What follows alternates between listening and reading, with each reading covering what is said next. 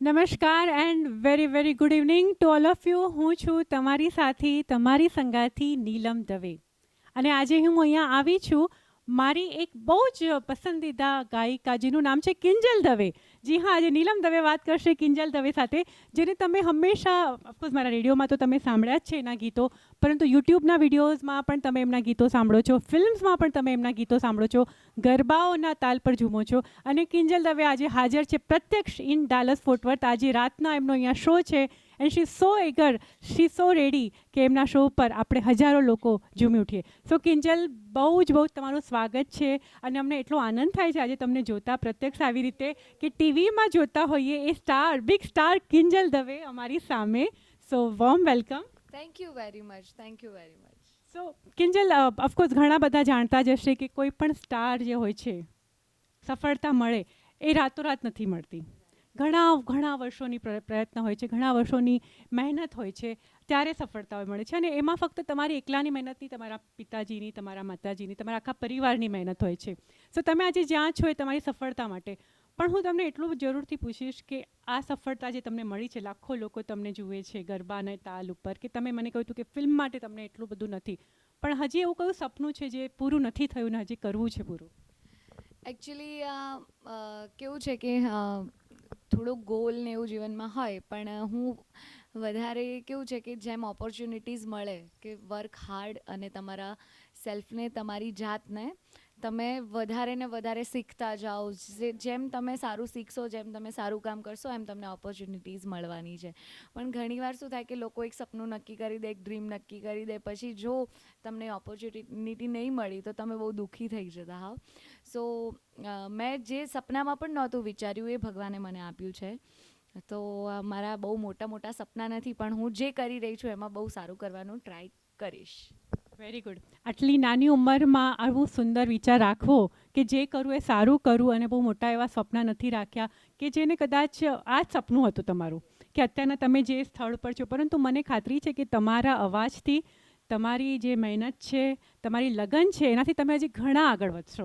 So in next 5 years અમે કદાચ તમને ફિલ્મોમાં પણ ગાતા સાંભળીશું, રોકસ્ટાર તરીકે. અને you are an youth icon, right? તમને આજે ઘણા બધા હજારો યુવકો યુવતીઓ સાંભળે છે અને પસંદ. સો આજે રાતના કયા જે ગરબા, ભાતીગળ ગરબા સંસ્કૃતિ, તમારી પસંદ શું છે ગરબાની વાત નીકળે ત્યારે?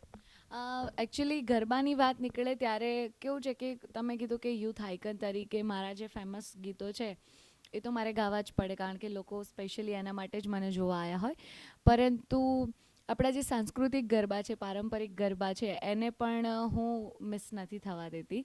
બિકોઝ કે જે આપણી ઓળખાણ છે આપણા ગુજરાતી તરીકે, તો આપણા પ્રાચીન ગરબા અને સાથે મારા નવા ગીતો.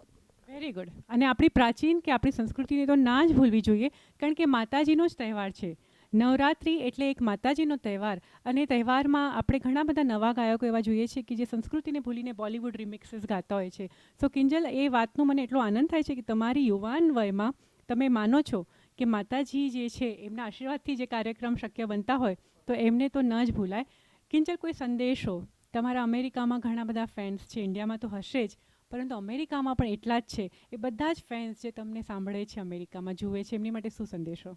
બસ હું એટલું જ કહેવા માગું છું કે અમેરિકામાં જેટલા પણ ગુજરાતીઓ રહે છે, જેટલા પણ ઇન્ડિયન્સ પણ રહે છે, એ લોકોએ આપણી સંસ્કૃતિને અહીંયા સુધી ટકાવી રાખી છે. પણ જે ન્યૂ જનરેશનના લોકો છે, બસ એમને એટલું જ કહીશ કે આપણી સંસ્કૃતિને આપણે ના ભૂલીએ, કારણ કે ગુજરાતી માટે એક કહેવત છે કે જ્યાં જ્યાં વસે ગુજરાતી, ત્યાં ત્યાં સદાકાળ ગુજરાત. તો એ કોઈ પણ અમારા જેવો વ્યક્તિ, કલાકાર, આર્ટિસ્ટ કોઈ પણ અહીંયા આવે તો એને ફીલ થવું જોઈએ કે ના ના, અમેરિકામાં ખાલી આ લોકો રહે જ છે, બાકી આમનું દિલ, આમનું હૃદય આ બધું જ ગુજરાતી છે. તો એ બસ તમે લોકો જાળવી રાખજો. બિલકુલ, બહુ સુંદર વાત કરી કિંજલ. અને તમે ઘણી બધી અહીંયા ઘણા બધા શહેરોની મુલાકાત લીધી, શોઝ કર્યા. તમને ખાતરી જ હશે કે જ્યાં જ્યાં ગુજરાતીઓ તમને મળ્યા, એમનો ખોરાકથી લઈને એમની વાતો, એમની રહેણી કરણી, જાણે દિલ હિન્દુસ્તાનમાં, ભારતમાં અને ગુજરાતમાં જ છે. અને એટલે જ તમારા જેવા કલાકારોને અમે બોલાવીએ છીએ દર વર્ષે કે તમે આવો અને અમારી જે વતનની ખુશ્બુ છે, માટી છે, એ તમે લઈને આવો. Thank you so much Kinjal કે તમે ડાલસ ફોર્ટ વર્થમાં આવ્યા, તમે સમય કાઢ્યો આજે અમારા માટે, ફનેશા રેડિયો માટે. અને ઓફકોર્સ કાર્યક્રમ તમે જાણતા જશો કે મૂડી અખ્તર અને વૈશાલી ઠક્કર દ્વારા પ્રોડ્યુસ કરવામાં આવ્યો છે.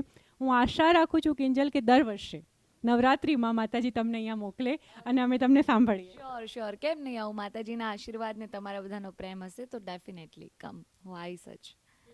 Thank you so much. જય માતાજી. આ વાક્ય સાથે અમે આ ઇન્ટરવ્યૂનું સમાપન કરીશું અને હવે એકવાર ફરીથી નવરાત્રિ દર વર્ષે કિંજલ અહીંયા આવે, એમના અવાજથી અમને ઝુમાવે એ આશા સાથે, શુભેચ્છા સાથે. Thank you very much. ધન્યવાદ.